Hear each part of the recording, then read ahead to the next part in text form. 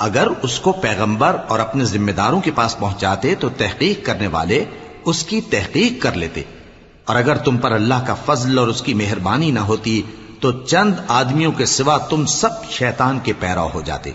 सो ऐ पैगंबर, अल्लाह की राह में लड़ो, तुम अपने सिवा किसी के जिम्मेदार नहीं हो, और मोमिनों को भी तरगीब दो।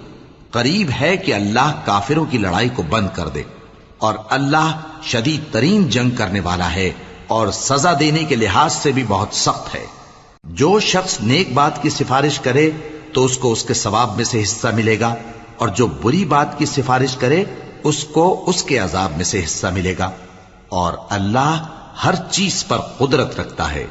और जब तुमको कोई दुआ दे तो जवाब में तुम उससे बेहतर कलमे से उसे दुआ दो या उन्हीं लफ्जों से दुआ दो।